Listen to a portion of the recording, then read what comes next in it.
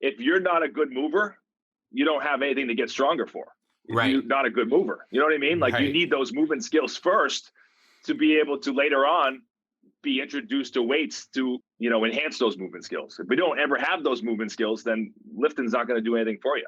Right. And it's great, right? There's one side of it. It's like, if you could take obese kids, and some people are telling me like, well, if a kid's obese, they don't want to run around and do like movement skill stuff and play tag and games like the other kids do. Strength training is a great option for them. And I'm like, yeah, if the kid likes it, it's a great option. But if I have a kid who's a poor mover, I'm going to put him in an environment to make him a better mover.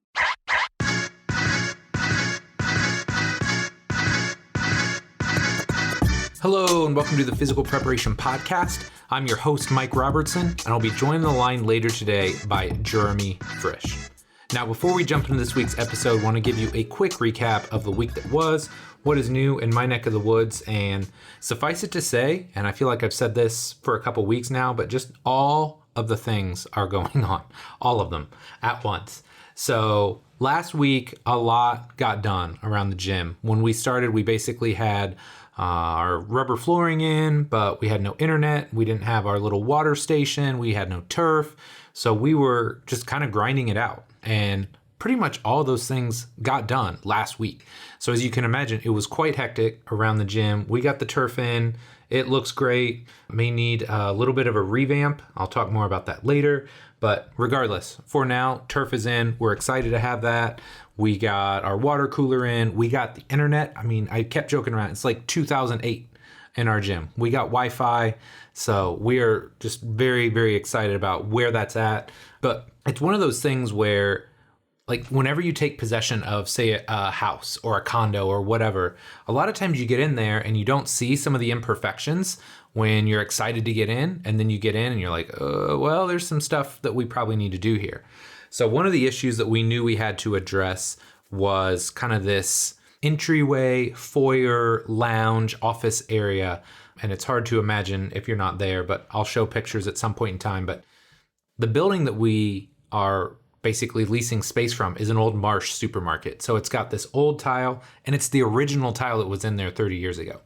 So, the landlord's like, oh, I think I can clean it. And man, they tried everything, but it just didn't look good. I mean, it's 30-year-old tile. So Jimmy, who is one of the co-owners of Sogility, was like, hey, I think we can lay like this garage style epoxy down and make it look pretty good.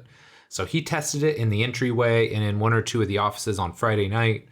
Looked amazing. So I'm like, yeah, we got to do this. So yesterday afternoon, we went in and we basically epoxied the entire thing. And if at any point in your life you have painted something, the painting is rarely the hardest part. In fact, it's often the easiest part. The real work is in getting all the stuff off the surfaces, right? Because we were storing a bunch of stuff in those spaces. So we had to pull all that out. We had to clean the floors because there's like drywall dust and they're just dirty. So we had to clean the floors. Then we had to lay the painter's tape down. Then we finally rolled it. So needless to say, like, there's a lot of stuff getting done, but it just feels like every time we finish one project, there's another thing we want to tackle. So I keep telling myself there's a light at the end of the tunnel here, and the gym is looking better every single day. So very excited about where we're at, and I will continue to post pictures and updates as we add new stuff. So that was a big development. Let's see. Kids sports are kind of starting to get cranked back up. Cade's in basketball right now, so I'm enjoying that. Kendall had her first indoor soccer game. I think the girls were a little shell-shocked. It's a little bit faster than an outdoor game, and there's no breaks. Like, you can't stand, you can't watch, because there's only 7 girls on the field. So you have to be active and you have to be moving the entire time. So a little bit of a transition period. We didn't play bad. We got a draw, but I know we can do better next time out. And again, that's not saying you have to win. It's just saying based on our effort and our performance, I know we can do better and will do better in the weeks to come. So all those things happening. Looking back to last Friday, I was very excited because, as you know, I'd been working quite a bit, working evenings, getting things up to speed, and so excited because on Thursday we got our internet, right? So Friday, I had this amazing to-do list. I'm like, I'm going to get in the gym early. I mean, it's pretty standard, but like 8 o'clock, I'm going to get in, get some work done, just like amazing to-do list. I'm getting all these things done. I'm going to dominate life. And sure enough, I get a text message from Tall Dave at 10:15. He's like, yep, just so you know, my wife's in labor.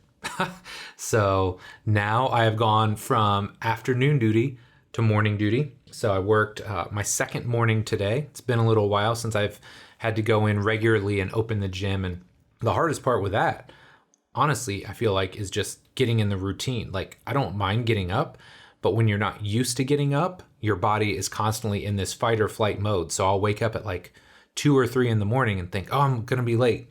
And then next thing you know, like, I can't fall back asleep until like 4:30. And then you sleep like 30 minutes and you're exhausted your entire shift. So trying to get that locked in, trying to get on a routine there. Obviously super excited for Dave, second baby. So he's gone from 2-on-1 to a man-to-man defense. So I'm excited to see how he holds up in the coming weeks, months, and years, because it's always an exciting, stressful time. But man, I'm just super happy for him and his family, and I think they're going to kill it. So man, that's really what's new this week. I'm on mornings. I got a couple things just personal that I'm excited about. Got a massage today. Hadn't had one in months. So finally got to see my girl Jenny. That helped kind of just unwind and relax me a little bit. Another iFast member, Kathleen, has a hyperbaric oxygen therapy place. So obviously pretty high end. It's a very serious deal. So like if you have anybody that has wound issues, especially if they have a surgery, areas of low blood supply where you want to try and infuse the area with oxygen, very, very helpful. So I've sent a handful of my athletes there and they rave about it. So trying that tomorrow, hopefully getting to see my boy Joey at some point this week. So lots of good stuff going on. Busy, but you know what? I'm okay with that because I keep telling myself, like I said, light at the end of the tunnel. And when we come through all this and we get Jesse on board in the evenings, we got Dave in the mornings, I can do all the back end marketing, selling, ops stuff that I want to work on. Very, very excited about iFast and where we're going. So that is enough for me. I'll stop rambling now. We're going to take a quick break, and then we're going to jump into this awesome, awesome episode with my guy, Jeremy Frisch. It seems like almost every day I talk to trainers and coaches who are frustrated. Maybe they're frustrated with the results they're getting. Maybe they're frustrated because they don't have trusted resources to learn from. And maybe they're frustrated because they simply don't have enough clients and wonder how long they'll be able to stay in this industry. So if this sounds anything like you, I've got something that I know will help. My Complete Coach certification was created for trainers and coaches just like you, who are serious about the results they get and know that becoming a better coach can directly translate to a bigger bottom line. This certification takes the last 20 years of my life's work and puts it all into one massive course. In it, you're going to learn how to use the R7 system to create seamless, integrated, and efficient programs for clients and athletes of all shapes and sizes. One of the best pieces of feedback I've gotten about the Complete Coach Cert is that people that train Gen Pop people and people that train high-level athletes and everyone in between is taking something away from the course. You also learn how to create the culture, environment, and relationships with everyone you train so you can get the absolute best results. You're going to learn the exact progressions, regressions, and coaching cues I use in the gym, from squatting and deadlifting to pressing and pulling and everything in between. And last but not least, I've got an entire section on my assessment process and how to use that to write programs faster and more effectively than ever before. Now, of course, there's a ton more that I cover, but that should give you a pretty good idea of what the certification is all about. Now, here's the thing. Spots for the certification only open twice per year for a limited time.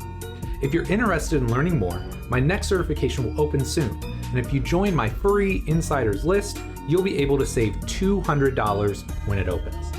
To get on that insiders list, just head over to CompleteCoachCertification.com. Again, CompleteCoachCertification.com, and then stay tuned for our launch emails very soon.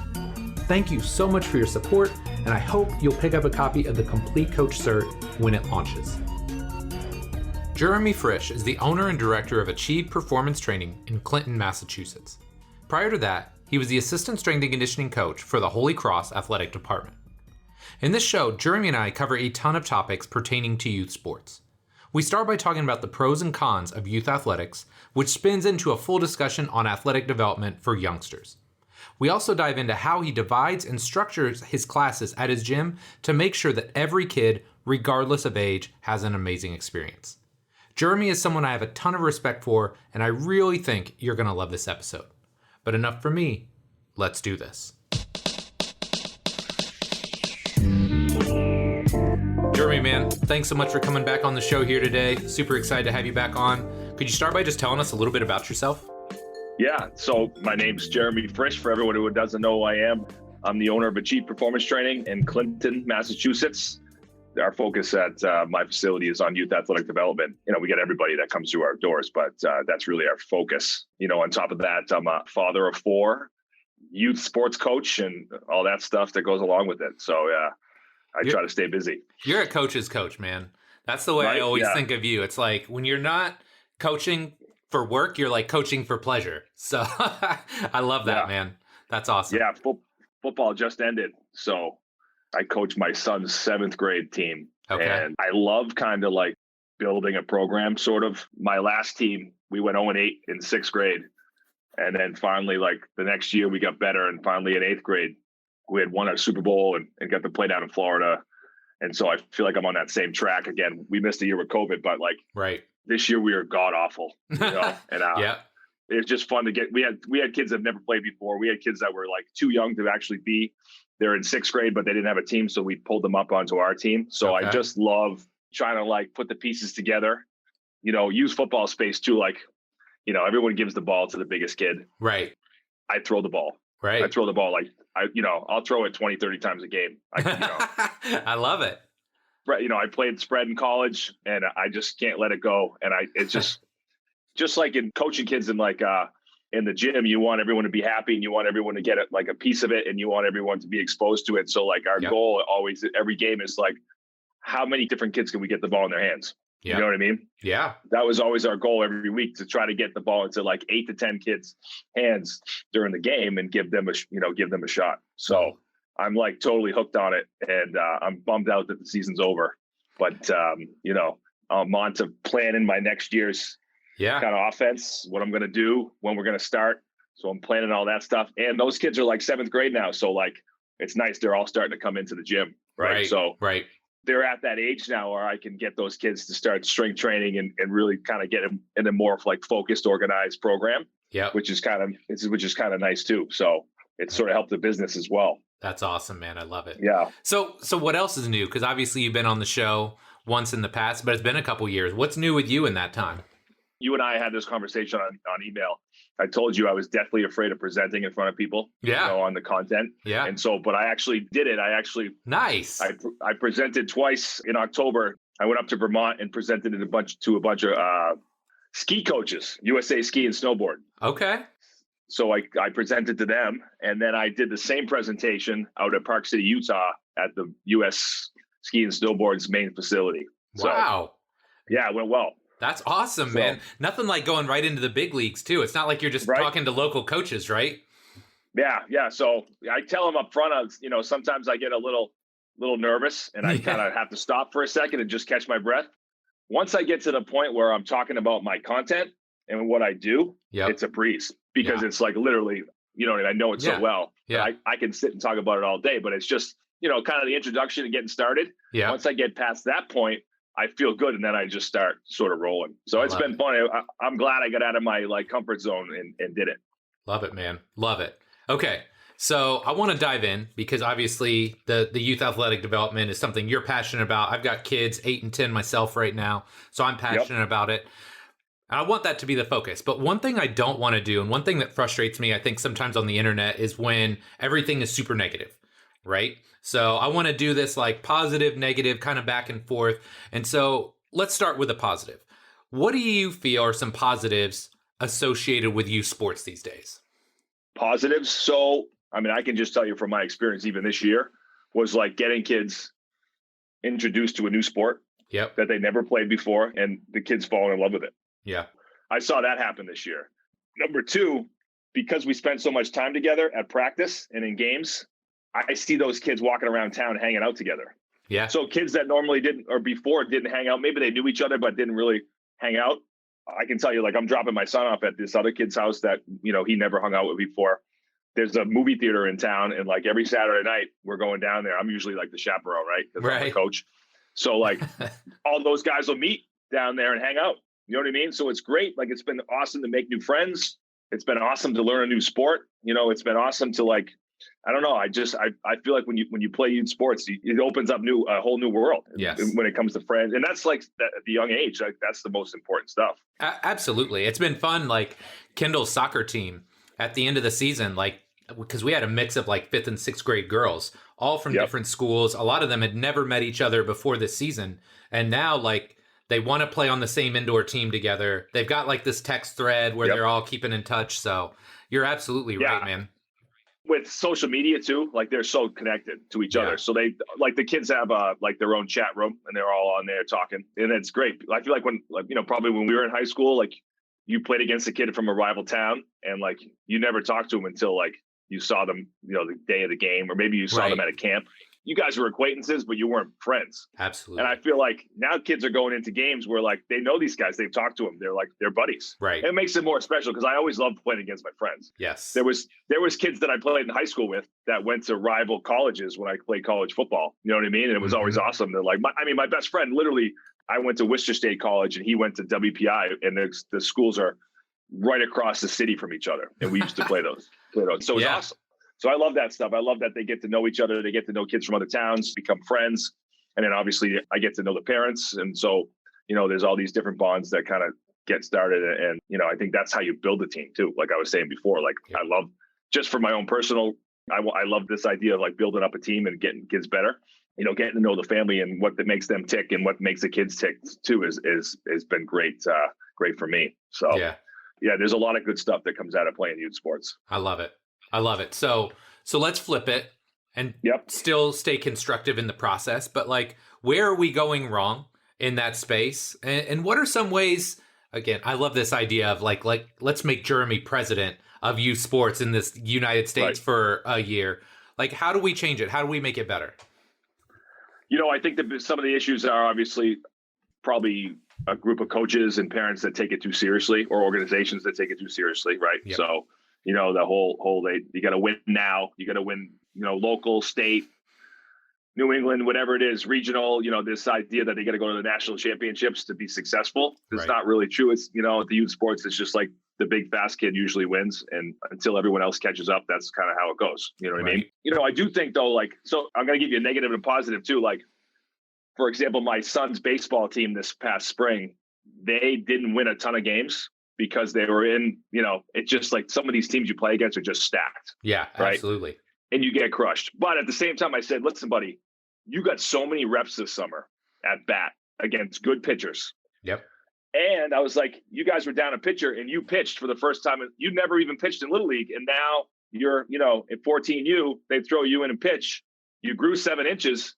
And I'm like, dude, you were firing the ball. You know what I mean? It was like, so even though they hit you, you sort of started learning a new position, and then you got tons of reps. Yep. So it was like, that was a positive side. But on the other side of it is like some of the teams you play and some of these organizations, like they're just so loaded. Yes. You know, and I can tell you too, like a lot of kids, I train a lot of kids who play AAU hoops. And so the fall is a big AAU hoop season. You know, they'll be like, yeah, we won by 40 in our first game. I'm like, dude, like you guys are paying money to win by 40. And I'm like, yeah, the next game we lost by 50. And it's like, God, you know, so that's what it's just no, you know, I don't know how they do it. To make it more competitive and leveled out. I don't know. It's one of those frustrating things because it does stink. Like you travel 3 hours to a tournament and you get blown out every game. It's just not It's not fun. No one's getting any better. So I kind of wish sometimes the tournaments and things were more localized. You know what I mean? There was no idea of like trying to go, you know, going to some national tournament or some national, you know, finals or something like that, because it doesn't mean anything. You know what I mean? I was talking to Andy Ryland. He's USA Football. Yeah. And he was telling me like with AYF and Pop Warner, the different organizations, they only account for like 5 to 10% of total football, youth football across the country. He's like, the rest of the country is all these individual organizations. Yeah. He's like, you know, they're just playing their local football leagues. You know what I mean? And there's a champion, and then that's it. There's no worry about trying to stack the best team from your area and go down to play in Florida or Texas or California and things like that. So I kind of like that idea. It's like almost, it's more local. Yes. Youth sports is more local, and maybe not just in town, but like the towns around you. Because those ultimately too, those are the kids you're going to play against in high school. Right. You know what I mean? You're not going down to Texas to play every weekend, Right. So I think that's one of the things that I would love to see. And because like I said, you go against these teams and they're just so stacked and nobody's getting any better. Right. Nobody at all. That's been my biggest negative in being involved in youth sports. Yeah. Okay. So let's take this same idea and let's take it to your world and my world, which is youth athletic development. What are we doing right now with regards to physical preparation with our young athletes that's good? Okay. So I think that, you've been doing this for a long time like me. There's been an explosion and everyone's a strength and conditioning coach now. Yeah. You know what I mean? It's yes. like there's private facilities everywhere. Some are good or some are bad, but whatever. The idea though is like, I think because there's no phys ed or hardly any phys ed in schools, kids are just lacking all those things and they don't get access to it. So that's one thing. And then the other side of it is a lot of kids, because of that, have shifted into youth sports and got really serious about sports. So then naturally you find yourself with kids that are serious about sports that want to become better athletes. Yep. Right. So I kind of think some of the strength and conditioning realm has taken over and really provided a nice platform for kids to be able to get more athletic, be able to become better movers, even at the younger ages, some type of phys ed program, things like that. That's pretty much how my Speed Demons program spawned. My son and his friends really didn't have access to that in school. So I was like, I'll start a program so those guys can do it. I mean, if you look on Twitter, you see youth programs popping up all over the place. So I think that's a good thing. The downside, I think, is the idea, knowing when to provide the young athlete with the right type of training. Right.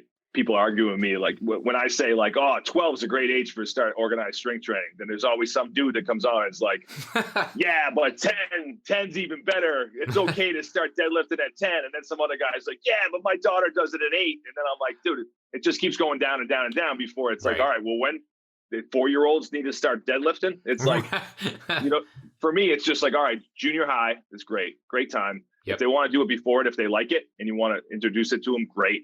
But for me, it's I just want to get the kids to a certain, kind of maturity level where they take it seriously and they come in and that's what they want to do. And if they don't, I'll try to provide some other type of means of exercise and something a little bit more fun and engaging for them.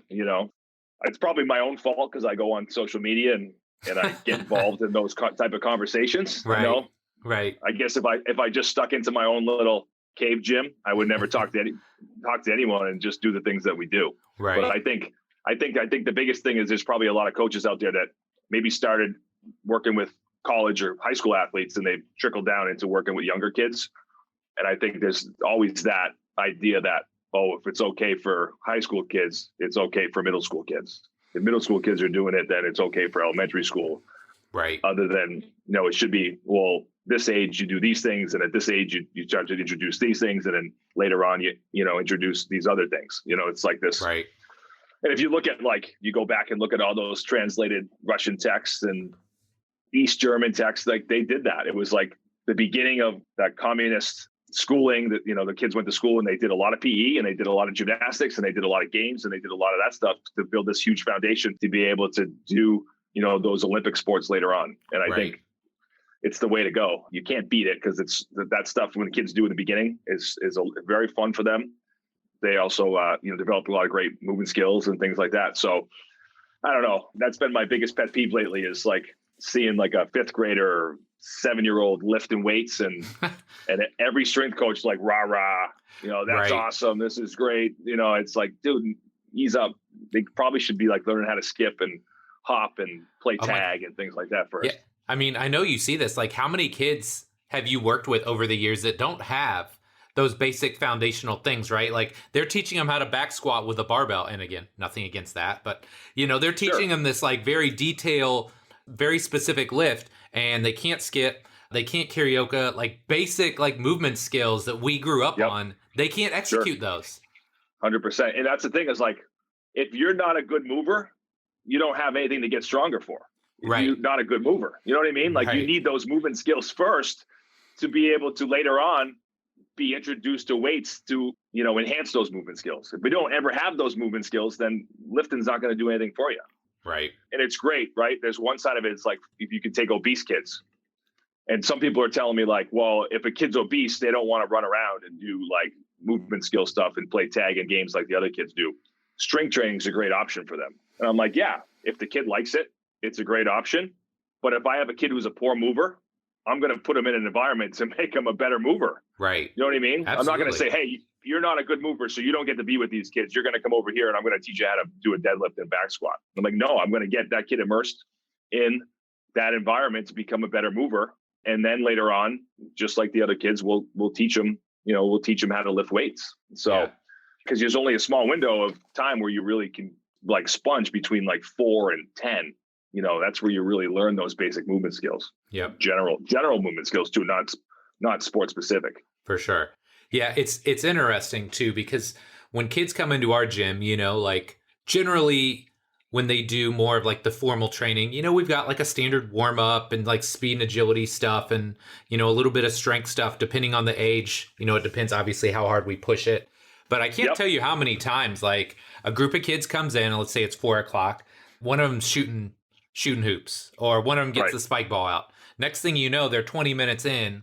They've done none of the formal stuff, but I'm totally okay with that, right? Yep. It's like, hey, you're getting all like the speed, agility, quickness, all that stuff right there. Hey, man, let's go do 20, 25 minutes next door. Let's get some of the foundational stuff in. And then they play another game at the end. That's like the best training session possible, I feel like, for a lot of those kids. I agree with you 100%. During COVID, they actually took down the basketball hoops in town.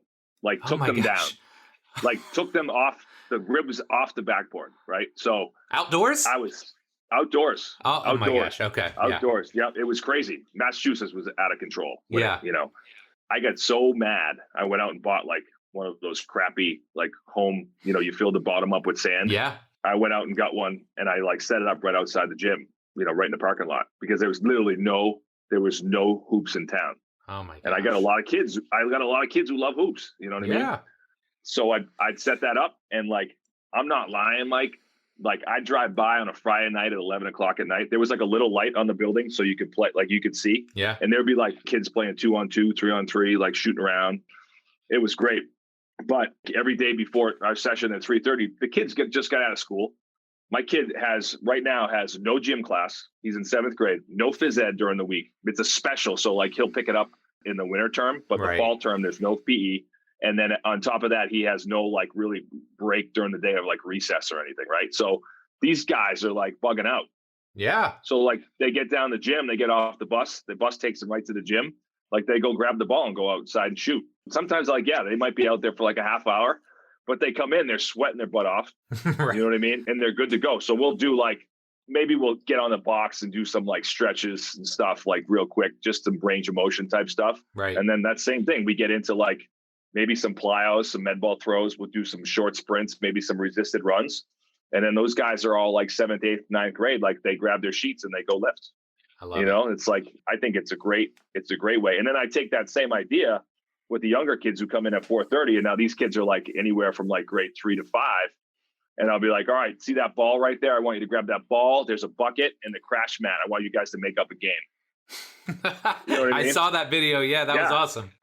And the dudes are just like, it's like this weird game between like pickle and tag and diving into the mat. But it was like, again, I didn't want to stop them because it was just like, they were so into it. And then one kid came over, he's like, I got to stop. I'm just so out of breath. Can we do something else?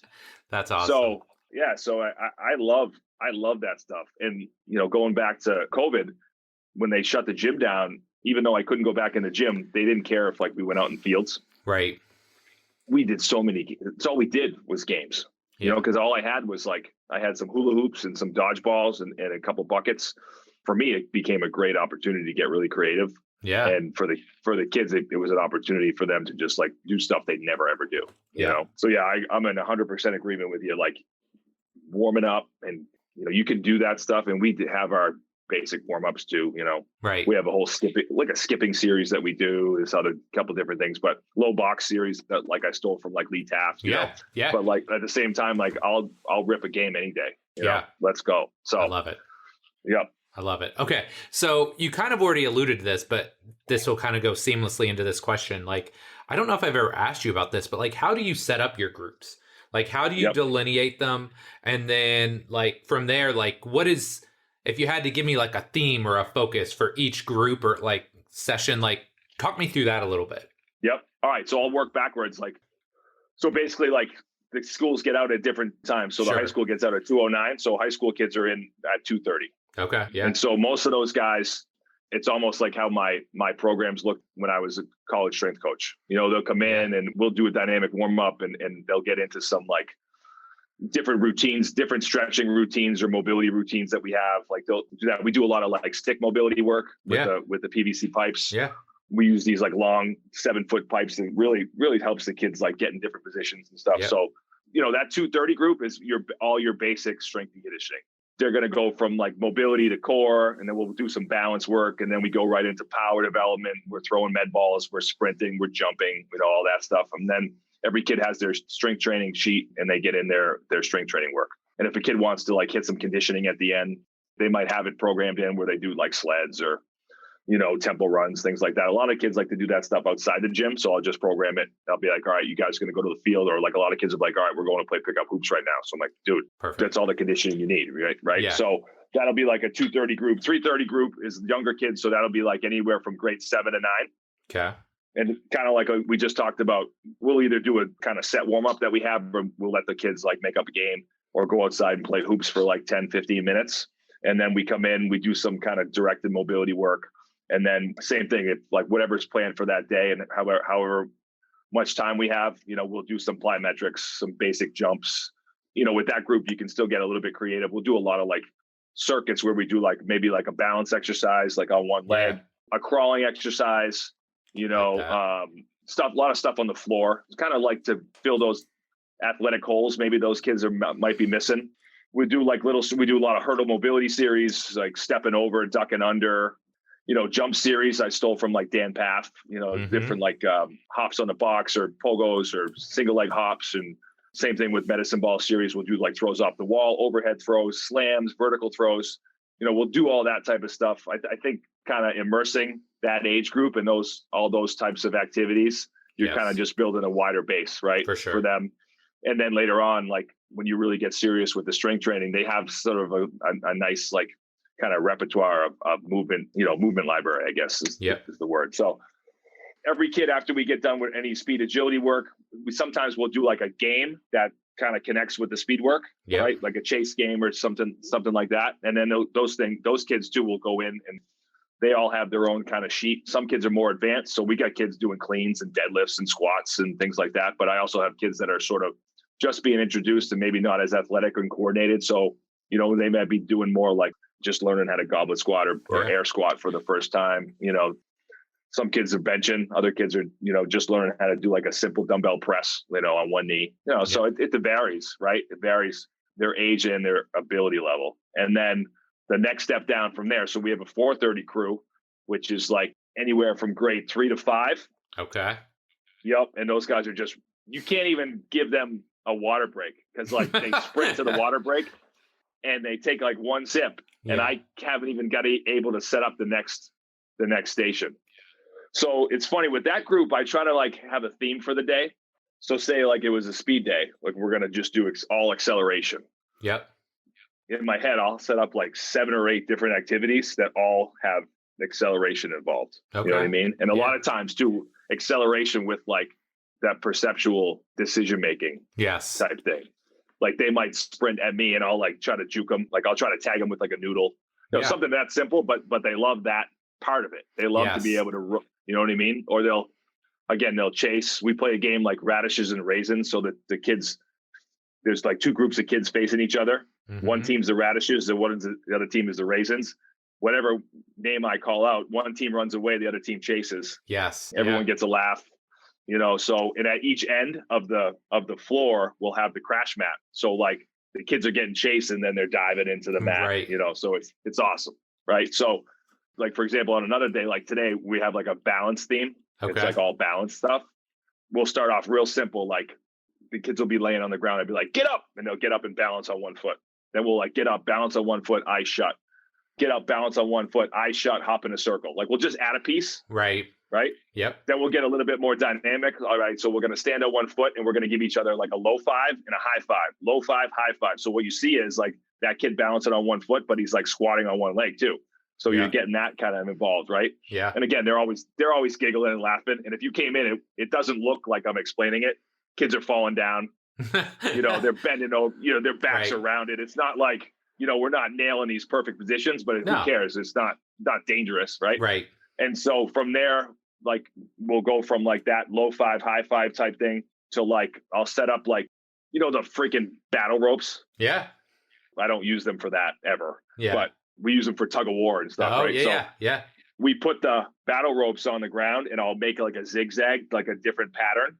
And then the kids have to hop back and forth over the rope all the way down the floor.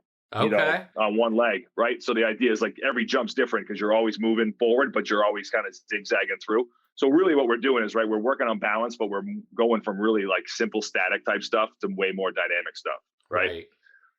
So from there, I'll do this thing called like magic cone.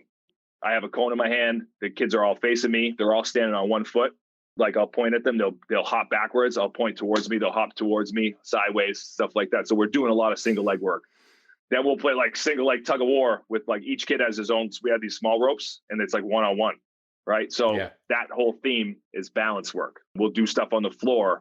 Like we'll do a bear crawl position where the kids have to like hold themselves up. You're going to lift your right hand and left foot off the ground, hold for 10 seconds, then lift your left hand and right foot off the ground and hold for 10 seconds. So you're doing a 2-point bear crawl hold. Yeah. We do this thing called the wounded bear where like you're bear crawling with one leg.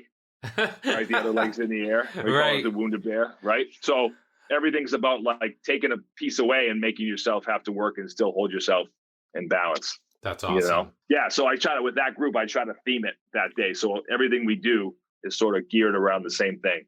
And then at the end, though, it will always play like it's always like the same games. They always want to play like pickle, some type of flag tag game. So that's kind of, we have their fan favorites, I guess, down there. Yeah. Okay. So I got to ask, what's pickle? Pickle is a runner in the middle and two guys on a base each end. You're trying to run them down. You're trying to run them down with the ball. Oh, I got you. It's like a baseball game. Yeah. Yeah. It's probably different name everywhere. You know what I mean? We actually changed it to forever. It's been known as pickle, but we changed it to make it sound a little bit more like athletic. We call it runners and gunners. Oh, okay. So that's a good name. So like that, at our gym, you can play it with just 3 kids, one guy in the middle and 2 guys, throwing back and forth, and you tag them out with like your baseball glove. Yeah. But the way we play it, we got like 15 kids in the middle and 2 coaches at each end. And we play with a dodgeball. So we are firing that thing, trying to take kids out. Oh, I love it. You know what I mean? Yeah. So that's awesome. It's awesome. But I told this story before and it's 100% true. I sat one night, and instead of me being involved in the game, I sat and watched one of the kids and I counted. It's about 20 yards up and back. And at the end of one game, the kid ran like 500 yards. Oh my! This kid was like 10 and we couldn't get him out. But he had run 500 yards and he didn't even know it. Because he just kept going up and back and up and back and up and back and up and back. And it was like right around 500 yards that he kind of accumulated through one game. I was like, dude, talk about conditioning, right? Right.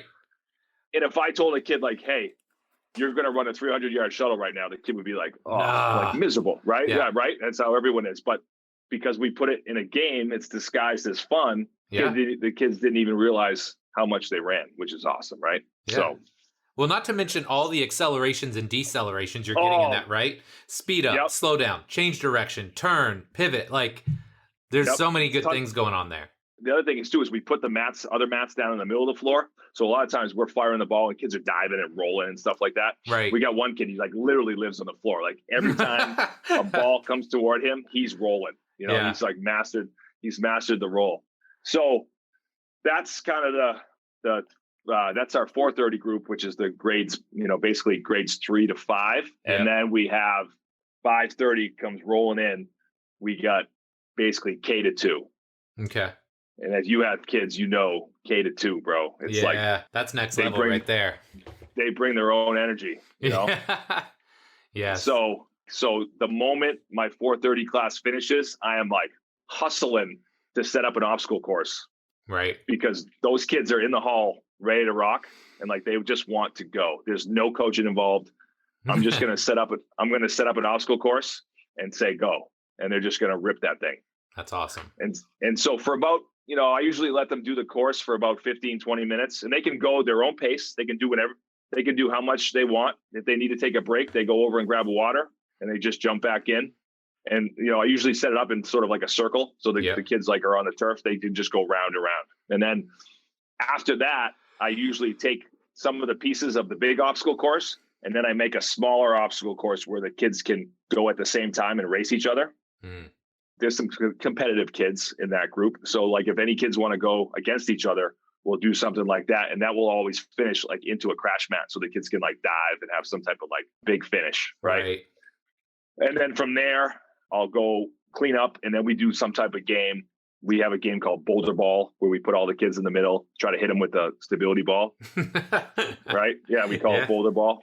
Kids love that. Right. We don't fire it. Right. We just let it bounce. So we have different, like just simple, understandable games for those kids to play.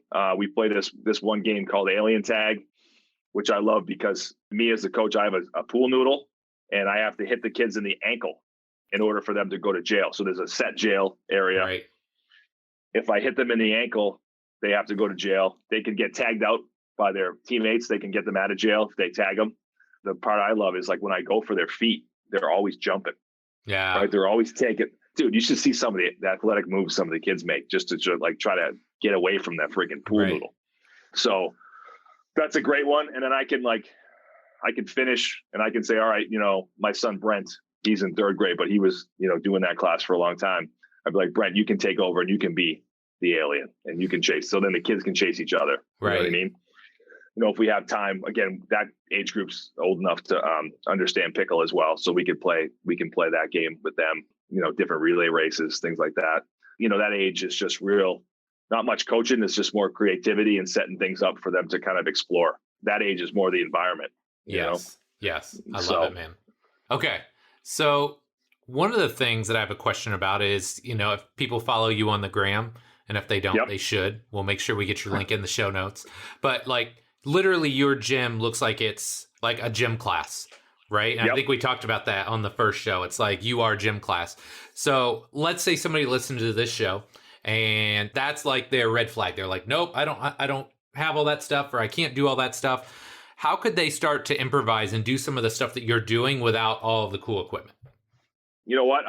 During my presentation I did with USA Ski and Snowboard, I showed his picture. It was like, I called it the Youth Athletic Development Starter Kit. And it was like tennis balls, right? Yep. You can buy at the hardware store. It was like 2 hula hoops, a couple of trash buckets that I bought. It was like $5 a piece. A mini trampoline that I bought on Facebook from the dude down the street. Right. He sold it to me for $5. Yeah. Like a pool noodle. Pool noodles are like 30 cents, right? So you don't need the obstacle course stuff that I have, right? You can have just those things. You can do so much with just take a pool noodle and swing it at a kid's feet. They're going to jump. Swing it at a kid's head. Not that hard, but swing it at a kid's head. They're going to duck. Yeah. Right. Put it up in the air and they're going to jump for it. I mean, we just worked 3 things right there. You can put it on the ground and have them in a bear crawl and they're going to lift their hands up while you're swinging underneath them. There's tennis balls. I mean, you've seen guys like do speed work where you just chuck the ball and the kids have to go run the ball down. Yeah. There's nobody that doesn't like that game. Right. My pro athletes love that game. They love like, I was just going to say the college kids come in and they see the little kids doing it and they jump in every time. Yes. You know what I mean? Yeah. And like in our space is not big. Like those dudes accelerate to the ball. You got to put brakes on fast or you're going to hit that wall. I know. And they don't care. They do not care. They love that game. So lately we've been doing one where like, it takes me a minute to like get the distance, but I can like set it up where I chuck it. The kids sprint, it hits the floor once and they have to dive onto the crash mat to pull it in. Oh yeah. I like that. It takes a second for me to get the distance. Yep. But once I get it down, dude, they go crazy. Yeah. They go crazy, So yeah, tennis ball, hula hoops, just getting them on the ground, like getting to jump into different, hoop to hoop. you don't need a lot of equipment to be able to have a world-class training program, I should hate to say the world-class because I know what we're not you mean. elite. You can do a lot of great stuff with kids with just a little bit of equipment. Yeah, I love it, man. Yep. Okay, one more here. Someone watches your IG and realizes like, hey, man, like I love what this guy's doing. That's not at all what I'm doing, right? Like they're just following this like very like vanilla S&C program, or there's not a lot of like environmental stuff or perceptive type stuff that you put into your program. So what are 1 to 2 things that somebody that just wants to make their program a little bit more dynamic, a little bit more robust, what are the things that they could do today to start adding more of that into their sessions? Kind of like what you and I just talked about before was like, whether it's at the beginning or the end or even in the middle, adding that sort of game piece. Yep. Right. Tag's probably the oldest game besides wrestling. Tag's probably the oldest.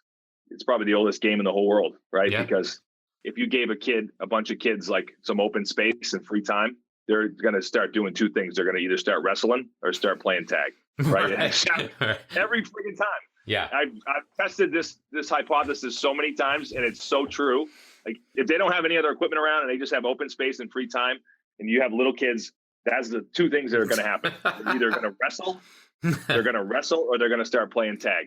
Yeah. And so, that's one of those things maybe you don't want kids to wrestle. Maybe that's probably going too extreme, but definitely like a game of tag or any type of like activity where kids like chase each other down, which requires no equipment. Those are the type of, you're getting that perceptual kind of environment and you're getting that acceleration, but you're also, because you're not thinking about what you're doing, you're just sort of, you're actively chasing someone down or getting chased. Yep. That's where the magic is. If you want to kind of spice up your training program, working with kids or even older athletes, like that's where it's at. You want to add that sort of game / proprioceptive type of activity that really sort of engages them. Yeah. I just want to tack on to that. Like one of the things that our kids absolutely love, and it goes through cycles, but for a long time it was spike ball, right? Yep. And again, I do a lot of the consults for our gym. So like every person that calls with a kid that's like 12 to 16 wants speed, right? Like, oh, they're just not fast enough. Like, and I always joke around with our interns. I'm like, look, the reason every kid that comes to us at that age wants speed is because if they're jumping 40 inches and running like a 10-5 100-yard dash, they're not coming to iFast. You know what I mean? Like they need something else. So spike ball has been a big one. We called it wall ball, which is just handball with a spike ball, was another one. And then I think we're going to actually get pickleball. That's why I asked you about pickle, because again, now you've got hand-eye coordination, short court, lots of change of direction, first step perception. Like I think I'm going to buy one of those because I played it a little bit on fall break and I was like, oh, I get it now. Like this would be great for kiddos. Yep. It's great for kids because it shortens the torque. That's another thing too, is like when you look at like the athletic skills model, which is a group out, I think they're in the Netherlands, but like their whole approach, the concentric approach to training is like with kids use a shorter field, smaller field, but bigger ball. Yeah. Make the game smaller, but also bigger in a way that they can sort of attack it. So like, even like if you're training a baseball player to swing a bat, like you got a kid who likes baseball, teach them to play ping pong, teach them to play tennis, teach them to like hit a huge ball, like do everything you can that involves like that motion, not just taking a bat, hitting off a tee. Right. So I think you're right on with that too. It's like pickleball is great for kids because it makes everything smaller, but at the same time, they're able to get to where they need to be to hit the ball. You can use a bigger racket if you needed to, use smaller kids, so there's lots of ways to manipulate it, which, over time will develop those skills. And then they can sort of, as they get older, you go smaller and smaller and bigger size court. I love it, man. That's great. Yeah, it's great stuff. I love it. I love pickleball. And it's great for older people too, that don't have that speed and agility anymore that they used to have. Right. Well, so like a lot of the older adults that we work with, okay, so the natural progression is, I play singles, right? Tennis, and then they go to doubles, right? So they have to cover less ground, right? Well, it's the same thing with pickle. Now you just have a smaller court, so you don't have to move as much. You don't need that same burst or not quite as aggressive on the joints. So, it's funny how now that I'm thinking about it, it's almost like this, bell curve, right? Like you start with these 100%. kinds of games, you get to the big sided stuff, full side, and then you can come back and you continue to play this stuff for years. Yep, I agree with you. Yep. I even after college playing football, I played like flag football. Yeah. You know what I mean? And it was a smaller field, or we even played indoor. And it was great just to be able to play the same game, but not, Yes. have to worry about someone getting your head, taking your head off. Yeah, I bet, man. Last but not least, we got our lightning round. So 4 fairly short questions. The first one, sometimes I don't like these questions because I hate like the one or only whatever, but I'm going to go with it. So number 1, an athlete comes in and trains with you for 1 session. What would be the best one-word compliment they could give you? Ooh. One word, I would say, I guess it would be fun. Yeah. Even your college guys, I make it enjoyable. Yes. Make it enjoyable for sure. I love it. Yeah. That's the same one I thought of too, but I was interested in what you would come up with. It's got to be fun, right? Yeah, or they won't stick with it. 100%. Okay. Number 2, a lot of people respect you. I respect you. Who is your favorite person to follow or learn from with regards to youth athlete development? Favorite guy would probably be Kelvin Giles. Okay. I just really like his writing. He has got a website called Movement Dynamics. He's been a huge influence for me just because he's kind of seen it and done it all. Right. And I kind of really like how he's trained pro athletes and he's come back full circle, realizing, just like I realized, I think, and maybe he's helped me realize that, but sort of like, it all starts with the right foundation. Yeah. So I think, he's definitely a guy that I look up to and really respect his work. Yeah. And I got lucky. One of his books, he put one of my articles in his book. So that was, oh, wow. It was really exciting for me. Yeah. That's awesome. Now I'm going to have to dive into his stuff, but it's funny that you say that because I've had this realization too. And my wife and I had this discussion kind of on the way back from fall break. I'm like, man, I wish kids didn't have to go to school so I could train them when I normally train my pros. Yes. And it's nothing against, like, I love the people that I work with and I could coach them forever, but I would love to be able to do more of that. So I think that's what part of the youth sport coaching for me, like, of course I get to hang out with my kids, right? So that's awesome. But being able to impact positively all these other kids is a big deal to me too. So yeah, during the COVID, they had the kids doing remote learning. Yeah. And so there was a group of kids that were going, I think some of the kids were going to school like half the day and the other half stayed home and then they switched. Yeah. And so it was great. So I basically had kids coming in all day. Yeah. I had a session at 9, I had a session at 10, I had a session at 11. Yeah. And then I'd take a little break and go home. And then I came back and I had a session at 2, 3, and 4. That's awesome. And so it was like, it was crazy. It was like almost like summer for the whole year. You had kids coming throughout, which was a lot of fun. And the other part was nice was like it stunk for the kids, but since there was no sports, training was it. Yeah. So everyone loved me. Everyone loved the gym and didn't get sick of it. And they were always there. And it was like their kind of meeting place and hangout place because they couldn't really do anything else. So it was like an alternate universe for like a year. It really was. We had that same thing because a lot of our college kids were home for, like 6-7 months. So kids that I never get that much time with. Our pros were off for a long period of time. Like they had nothing else to do. So like the gym was like the hot spot forever. I was like, oh man, it sounds bad, but I kind of miss that. It's like, I just miss that camaraderie and having those people around all the time. It's funny though. I had a bunch of kids that I think they got so stuck, like it was their place to go during that time, that now that they're back playing their sports, like fall sports, a lot of them, typically I would lose them for like 3 months and then they would come back after the season. Yeah. A lot of them like had been paying and sticking it out and trying to get down there during their in season. That's awesome. Just because like they sort of miss not being there. So it's nice. So I get some kids that like sneak in on a Saturday morning, which I typically wouldn't have, or like a 6 or 7 o'clock at night, you'll see them hustling down there after practice and getting in there. So that was been pretty neat. That's awesome, man.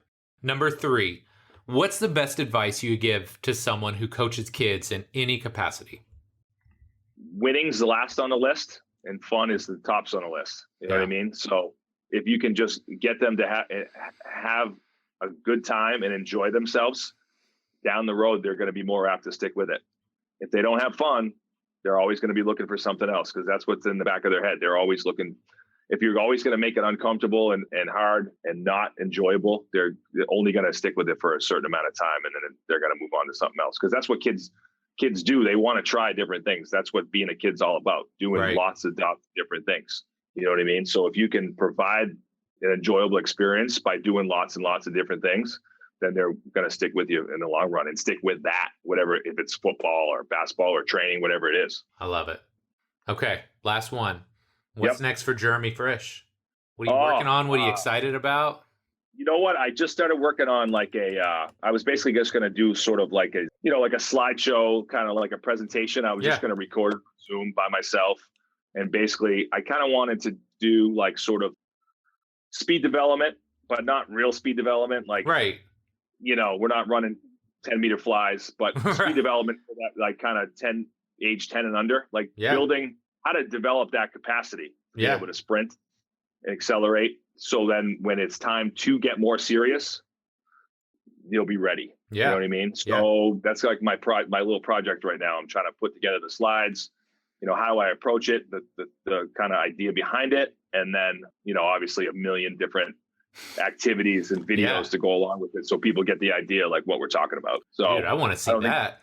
Yeah. So I've been getting the footage and then, slowly putting together. I took some of my presentation that I did last month and been using some of that stuff and just kind of souping it up and making it nice. So it's funny. Like last night we had I did this drill with the boys where like they sprint at me, I throw a ball and they got to catch it, but then I yell at a number and they have to like run between these cones. Like, so you got different numbers. So they have to sort of catch the ball and think where to run after they catch the ball, kind of like a football-ish type drill. Yeah. And the kids were like digging it. And I was in the zone. I was just like chucking balls and calling numbers and the kids were like loving it. And I'm like, I can't wait to do this with the girls. Right. And I like fire the ball at my daughter, goes right through her hands, hits her in the face. Then she doesn't hear what I say for the number. Right. And like the whole drill fell apart with the girls. Yeah. And I was like pumped. I'm like, I'm going to record this. The girls are going to eat this up. Right. And then she hated it. And then the rest of them hated it too. Yeah. And I was like, all right, we're done with this drill. Let's move on to something else. Right. So it's funny. You never know, man. You never know. Yeah. So I'm just trying to compile like all the different activities we do for speed and agility and, acceleration type stuff. I'm just kind of getting that footage in. I want it live. I want it to be in real, like not sort of like, hey, I want people to realize that this is the stuff we do all the time. So I've been kind of compiling that stuff together and then when I get it done, I'll send it over. I love it. I can't wait, man. Well, Jeremy, it'll be great. Dude, it's always great catching up with you. Love our little chats. Where can my listeners find out more about you and all the great work you're doing? Yeah. So, I'm on Instagram. I think it's @achieve_performance. We'll get pretty sure. We'll find you can look up my name too under Jeremy Frisch. Same with Twitter. I'm a big Twitter guy. So I always said like Facebook is like all local people that I know, a lot of families, right? And then like Twitter's all the coaches. Yep. It's where you find all the coaches on Twitter, and then Instagram's just like the Wild West. Yeah. Like, you don't know. Yeah. You don't know who you're going to talk to on there. So I'm on all those things, but I probably spend most of my time on Twitter or, just posting some of our content on Instagram, for people to see just in case they want to use it or, inspired by it and could help them in their, with their facility or their team or their children. Yeah. Easily one of my favorite follows on the gram. And I'm not just saying that because you're here. I love your work, man. So Jeremy, again, man, thanks so much for coming on the show. I really appreciate it, buddy. Absolutely. It's been a pleasure. My friend, that does it for this week's episode with Jeremy. Really hope you enjoyed it. He's one of those guys, every time I get off the phone or a call or whatever with him, I am just like hyped up. I want to go to the gym. I want to start getting these young kids in there and I want to start helping them get better. So I really hope you enjoyed this episode. I hope it motivated you as well, especially coming off my 5 things I need to say podcast / rant, whatever you want to call it. Hopefully this is just a little bit more fuel for the fire, and hopefully it convinces you how important developing our young athletes really is. Now, if you enjoyed this episode, got a small favor to ask. If you are not subscribed to the show, please take 2 seconds out of your day. Do that right now. iTunes, Stitcher, SoundCloud, Spotify, Google Play, Amazon, wherever you consume podcasts, go there right this second hit the subscribe button so you know each and every week when a new episode drops.